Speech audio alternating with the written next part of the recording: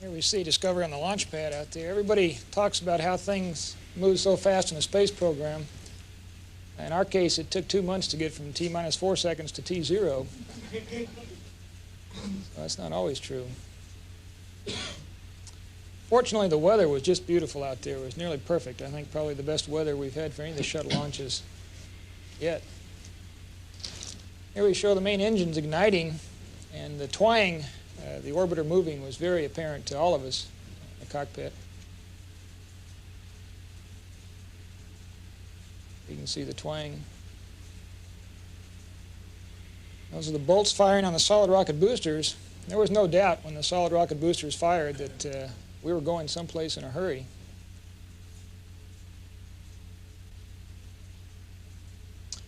When we lifted off, we had the heaviest stack that is launched since the Apollo days, the Saturn V back in Apollo, over 4.5 million pounds lifting off.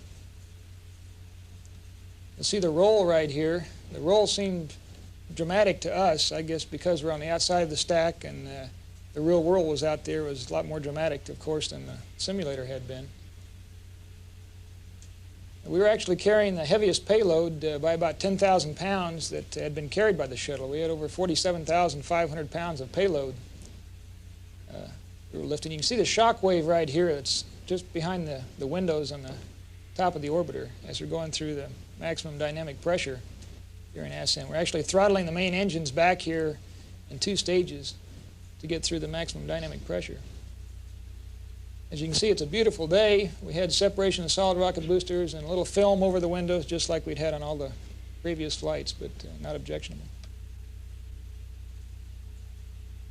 We made it to orbit, and we needed to get to work right away because our flight day 1 included deployment of the Satellite Business Systems satellite, and we proceeded on with that task, and the techniques involved were not different from those employed on previous PAM deploys. Here you see the sun shield opening. Of course, the purpose of the sun shield is to protect the satellite from the sun while it's in the cargo bay, and that all was completely normal. My responsibilities in the deployment required that I be in the commander's seat using the forward display tubes. Mike Mullane helped with the PAM deployment at the standard switch panel in the aft, and the rest of the crew was heavily involved in supporting the deployment, monitoring systems, and keeping track of the number of photo television documentary requirements that we had. The PAM, as you know, is not particularly sophisticated in terms of its onboard guidance. It requires the orbiter to point it, and it's spin stabilized in a method that you see here. A spin table in the orbiter's payload bay spins the satellite at about 50 RPMs to keep it stable on its way to geosynchronous orbit. In a second, you'll see the deployment of the SBS satellite, and if you look very closely, you can see the camera wobble right at the instant of deploy, and that'll be evident in the picture. We felt and heard that, and it was an appreciable jolt and quite a bit of bang, but we were not surprised. We had heard that from previous crews. There you can see the camera jiggle just slightly. And that was just exactly what we expected. Otherwise, we felt nothing, and it was completely normal. The orbiter systems and the satellite systems performed extremely well, and we were very pleased. The simulation that we have here in Houston is, of course, very good, and both Mike and I commented that we felt we had done this 100 times before. It felt very comfortable to do it in flight, and we just expected it would work perfectly. On the morning of Flight Day 2, we went to work on deploying the second satellite, the SYNCOM, and as with PAM, it's a team effort. I was at the standard switch panel in the back again, and Steve was up in the front in the CDR seat. He operated, the SYNCOM is held in the payload bay by 4 motor-driven pins, and he was operating the computer to pull those pins. I threw some, Steve started a verbal countdown, and at T0 I threw some switches that fired a pyrotechnic device that allowed the SYNCOM to roll out of the payload bay. The SYNCOM is like the PAM in that it's a spin-stabilized spacecraft, but unlike the PAM, it gets its initial spin stabilization at the moment of deployment. It rolls out of the bay with about a 1.5 RPM spin and about a 2 foot per second translation away from the orbiter. The SYNCOM is the first satellite, as Henry mentioned, communication satellite to be designed to be carried strictly by the shuttle. It's going to be used by the United States Navy as a UHF radio communication relay satellite. It was essentially off in the payload bay. It turned itself on automatically at deployment. One of the first things that happened was that white antenna was deployed to allow the ground to communicate with the satellite. About 15 minutes after each of the satellites was deployed, we got ready to do a burn on orbit using the maneuvering engines, 8,000-pound engines in the back of the orbiter. Give us a little more separation before the perigee kick motor on each satellite fired, but 45 minutes after deploy. You'll see the engines ignite here just a second. After the ignition, you won't see anything while they're firing in the vacuum up there. There's the ignition, and now they're firing. You won't see very much. You'll see the tail off in just a second, and then right after the tail off, you'll see one of our primary thrusters fire just to the right, on the right ohm spot there. There's the thruster firing. As I mentioned earlier in connection with the SBS deployment, we had a fairly awesome amount of photo TV requirements on this flight. You see the CDR with the IMAX camera. We were fortunate enough to get some good IMAX film of the deploys and a number of in-cabin activities, and Hank and Mike Coates get the credit for making that all work. One of the first that Henry mentioned was the fact that ours was the first flight to deploy 3 satellites, and here's the third, the Telstar satellite for AT&T. And as with SBS, it was absolutely normal. There were no problems at all, and Mike and I felt very comfortable doing the task. One of the requirements we had was to film using the RMS wrist camera the burn of the perigee kick motor for all 3 satellites. And in a second, we'll show you the perigee kick motor burn for the AT&T satellite. Notice below on the ground the lightning in the clouds, and that was very noticeable, and we're glad we got it on tape to show you. There it is. And it was so dramatic at night that the lightning on the ground would light up the payload bay. And it took me at least several seconds to figure out exactly what it was that was causing the light. And there's the perigee kick motor ignition.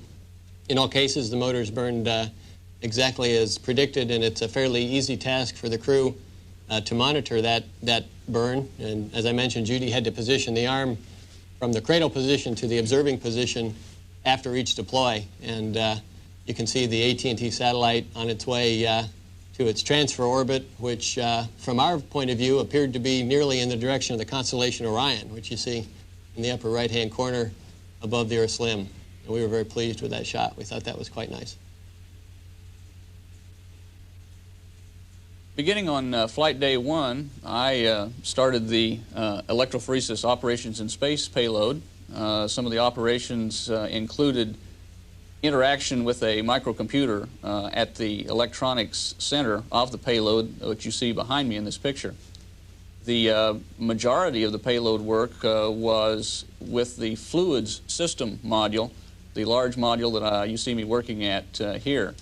There were several tests that I had to do manually at that module, calibrating flow rates, and also checking to find the presence of the particular biological substance that I was looking to separate and purify in the microgravity environment of space. And here I'm performing some fluid sample collections and using a small kit that was carried along, determining the presence and the quality of that material.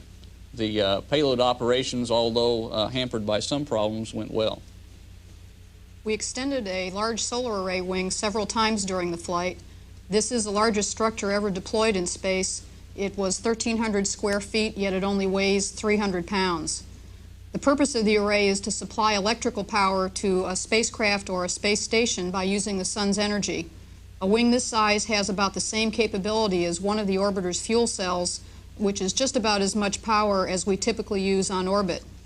The array unfolded just like an accordion being pulled up from the top by a coiled mast, which you can see in the front. The mast was made out of a fishing pole type fiberglass, and the blankets are pulled taut at 2 extension lengths, 70 feet and 100 feet. Here we have a scan from the aft window out the overhead window, giving you some idea of how large the array really looked to us as we were doing work with it. While the array was extended, we used the small thrusters on the orbiter to try to excite the mast. We found it to be very stable, showing only small deflections that damped out very rapidly, and we were able to maneuver quite nicely to different attitudes with the array out.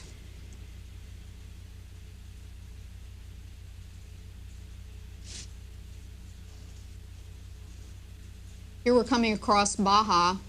One of the things that we noticed about the array was that it was translucent, so we could see both the sun and the Earth going by behind it as we were maneuvering.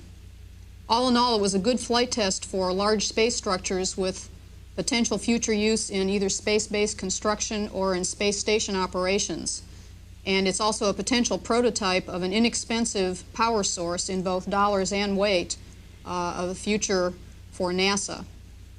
And we spent a lot of time taking photographs with the various cameras that we had on board of the operations of the mast.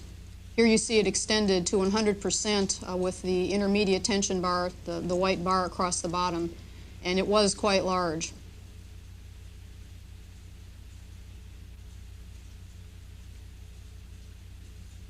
There's Henry trying to take a picture of the top. And in this closing shot, we have a sunset.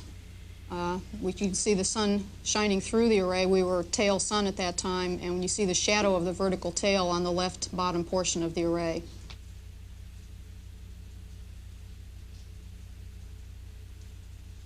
For a new orbiter, we had remarkably few equipment malfunctions. One failure we did have was one of the 3 forward display units failed shortly after orbit insertion. This was really no impact to the flight, but after the satellites were deployed and the OST work was done, we decided to change it out with the aft display unit, which was no longer needed. So we did what we call an in-flight maintenance, or IFM. We broke out the toolbox and changed them out. There are some advantages and disadvantages to making repairs in zero-G. One of the advantages is you can float up into the nooks and crannies that are very difficult to reach on Earth, and they're very easy to reach on orbit. One of the disadvantages is you've got to remember to brace yourself quite well when you're using the tools. It didn't do any good to outweigh the wrench by 185 pounds in zero-G. But we did change them out successfully and had 3 forward display units for entry and landing.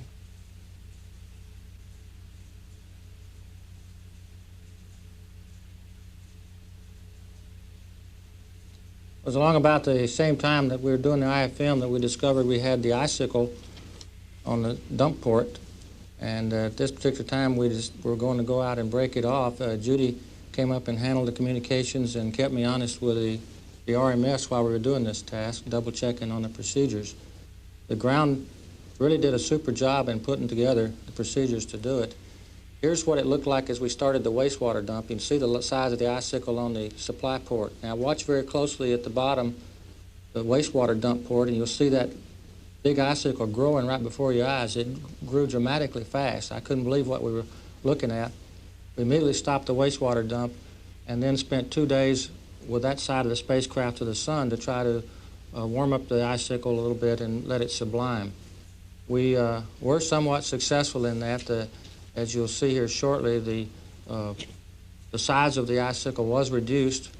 We took the procedures that the ground had sent up to us to use the arm, poised the arm, and took a look at it. We had people looking out the windows just to make sure we weren't going to bump into anything on the side of the orbiter, but we didn't have to fear because the procedures were absolutely correct.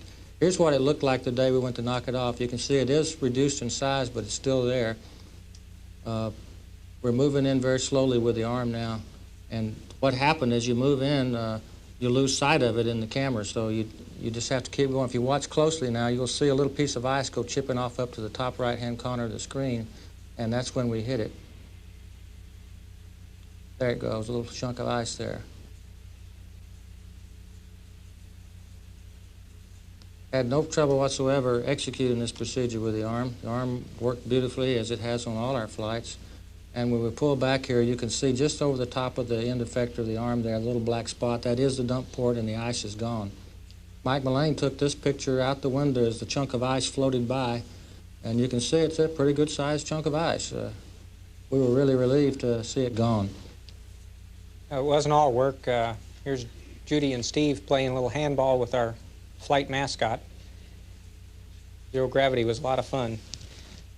Here, Steve and I were demonstrating some of the physics of the Frisbee deploy that we talked about with CNCOM. Steve thought this up, got a filter off of our hatch window, and we labeled it CNCOM, and We floated it there in 0G, and Steve gave it a tap just like the spring did on the real SYNCOM, and you see that it translates and rotates straight up, just exactly like the real spacecraft, proving that the physics of a Frisbee are the same in zero gravity as they are here on Earth.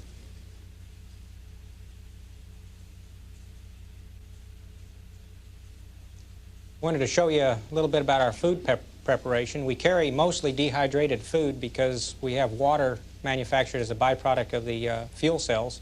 Here you see a pack of dehydrated strawberries, and you add 2 ounces of cold water to it and let it sit for a couple minutes, and you got yourself dessert. And that's our water dispenser there that Charlie is operating. He's selected 2 ounces, and he's injecting the water into the plastic container. There's a plastic cover that holds the strawberries and the water inside. After you pull it out of that device, you have to knead it for a little bit to rehydrate the food. This is particularly important for the shrimp cocktail to make sure you didn't get a dose of horseradish that would really water your eyes. Strawberries were they were pretty good. There's dessert. Here we are sitting down for supper. We had trays. You can see some of the food stuck to the back there. We had trays that we could position on our laps, Velcro, and then set our food in them. As Steve pointed out, this zero gravity adds new meaning to the term "pass the potatoes." They float them all the way across the cabin. The menu was quite varied and really pretty good. People accused me, we had color code, and people accused me of always having my color on everything. Exercise was part of our daily routine on orbit, just like it is back here on Earth. Getting set up on the treadmill takes a little bit longer on orbit, but it feels just as good to quit. And our sleep arrangements looked a lot like summer camp. A little bit of bunks here and there. 2 of us slept anchored to lockers, 2 of us slept strung across the room, and 2 of us slept on the wall. And you can notice that in 0G, when you relax, your arms tend to float up. It was very comfortable. Mm-hmm. We didn't always sleep with the night light on.